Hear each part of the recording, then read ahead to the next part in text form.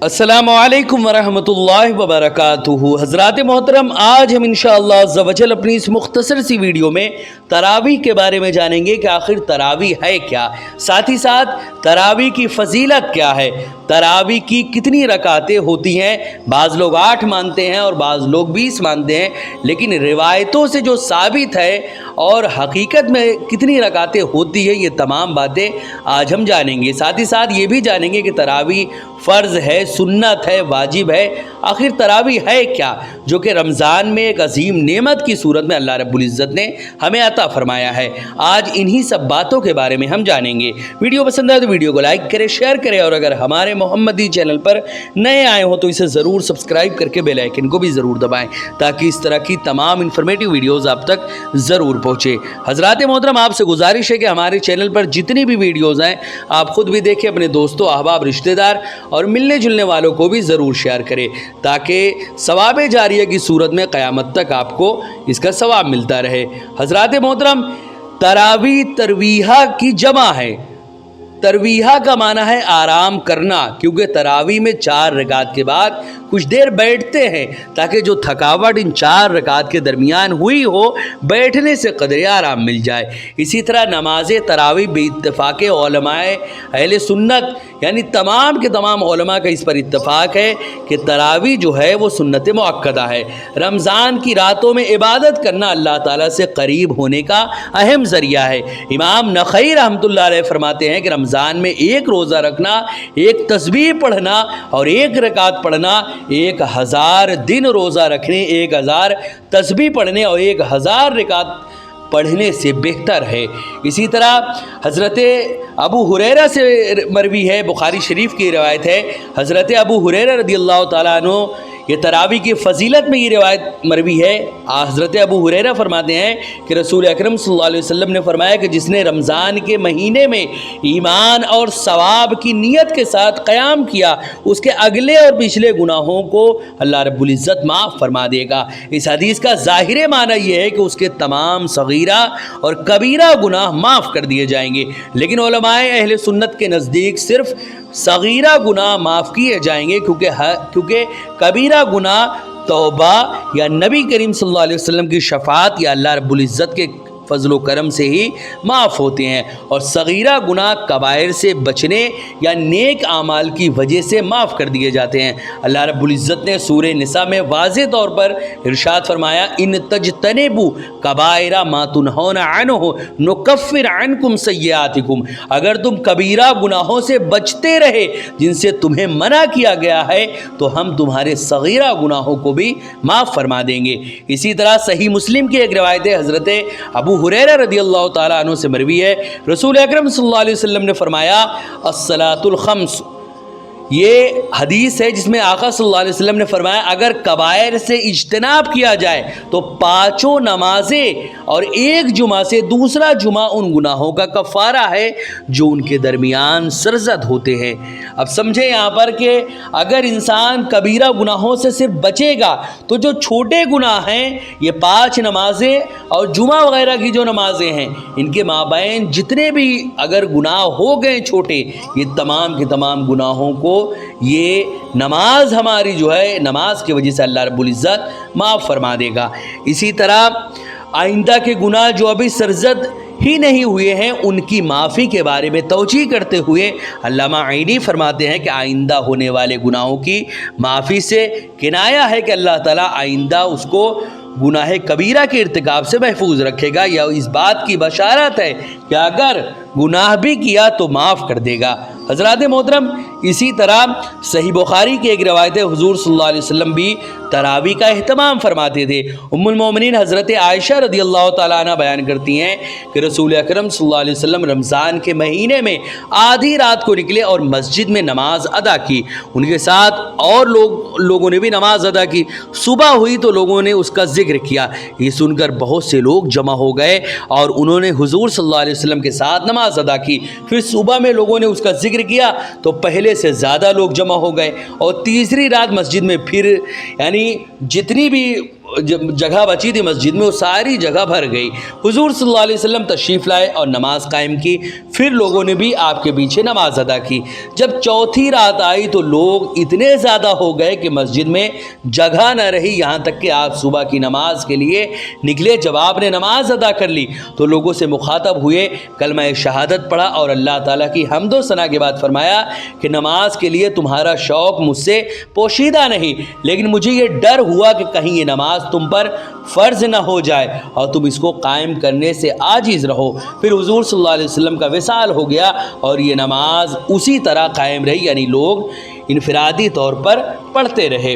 حضرات محترم، تراویح کی آخر رکعتیں کتنی ہیں؟ بعض لوگ 20 مانتے ہیں، بعض لوگ 8 مانتے ہیں۔ آخر حقیقت میں جو روایتوں سے ثابت ہے اس میں کتنی رکعتیں ثابت ہے؟ حضرت عمر، حضرت علی اور بہت سارے صحابہ و تابعین رضوان اللہ تعالی علیہم اجمعین سے تراویح کی 20 رکعتیں مروی ہے، اور امام اعظم ابو حنیفہ اور امام شافعی اور امام مالک اور امام احمد بن حنبل کے نزدیک بھی 20 رکعت تراویح ہی افضل ہے۔ حضرت عبد الرحمن بن یعنی حضرت عبد الرحمن اور ایسے بہت سارے لوگ بیان کرتے ہیں کہ رمضان کی ایک رات میں حضرت عمر بن خطاب رضی اللہ تعالیٰ عنہ کے ساتھ مسجد گیا، دیکھا کہ کچھ لوگ الگ الگ نماز ادا کر رہے ہیں اور کچھ لوگ جماعت سے۔ حضرت عمر نے فرمایا میرے خیال میں اگر ان لوگوں کو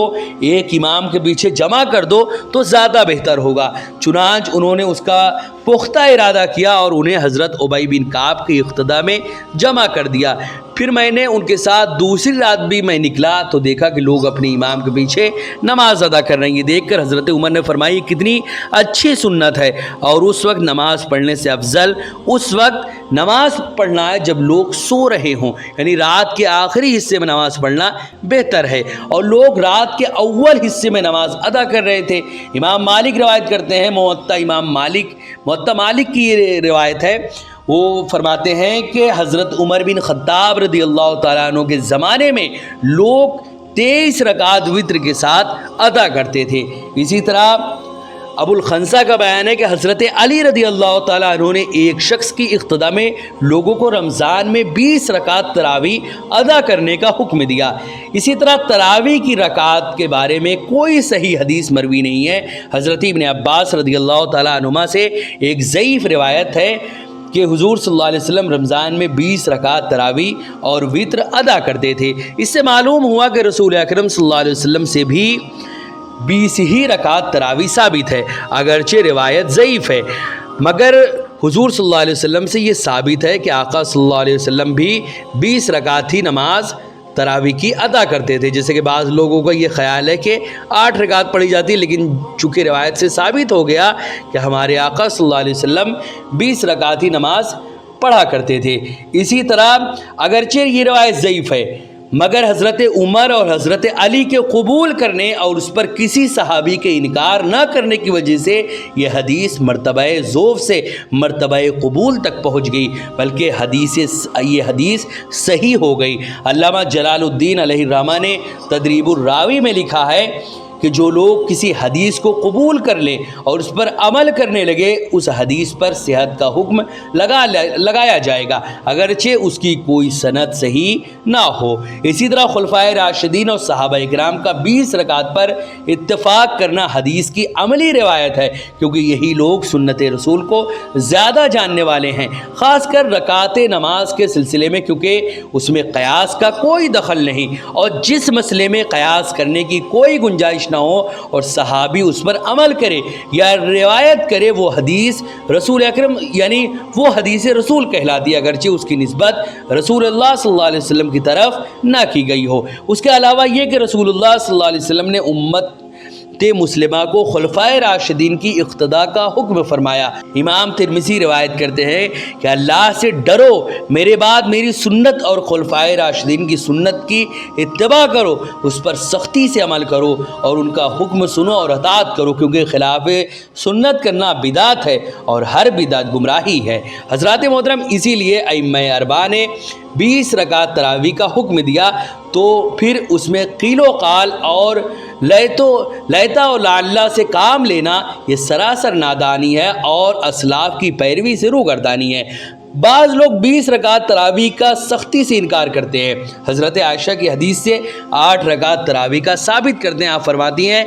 کہ آپ صلی اللہ علیہ وسلم رمضان یا رمضان کے علاوہ کسی بھی مہینے میں 11 رکعت سے زیادہ نماز نہیں پڑھتے تھے، ان میں وتر کے 3 رکعت بھی شامل ہیں۔ اسی طرح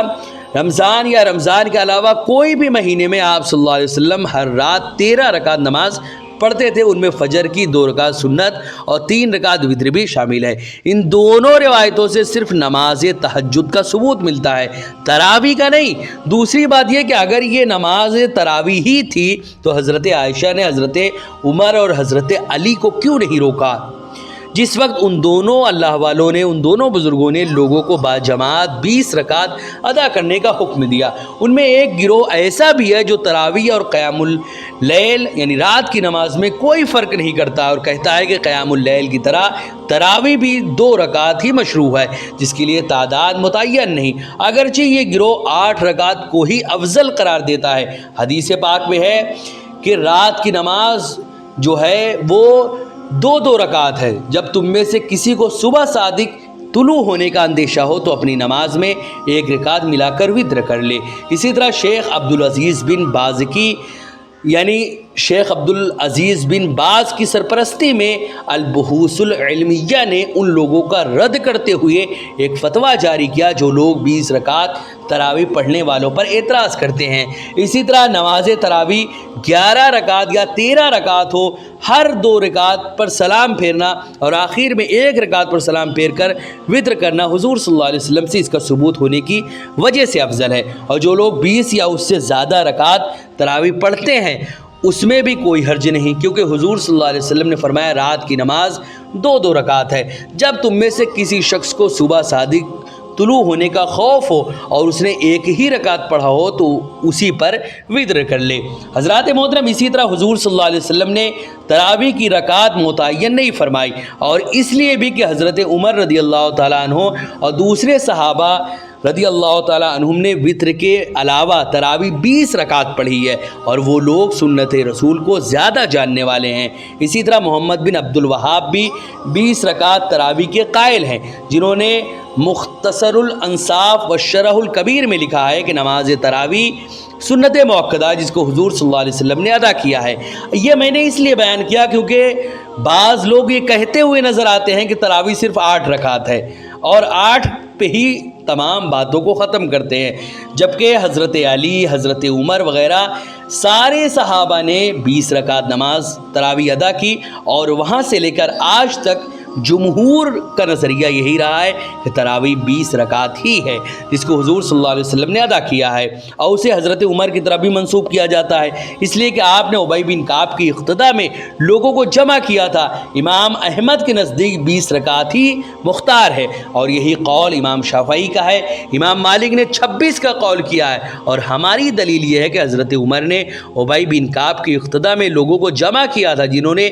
20 ہی رکعت نماز تراویح کو ادا کیا۔ اس کے علاوہ اس وقت سعودی عربیہ اور دیگر عرب ممالک کے علماء بھی اسی کے قائل ہیں کہ 20 رکعت تراویح درست ہے، اور حرمین شریفین میں آج بھی 20 رکعت تراویح ہوتی ہے، اگرچہ بعض کے نزدیک 8 رکعت افضل ہے۔ لیکن ہم نے گزشتہ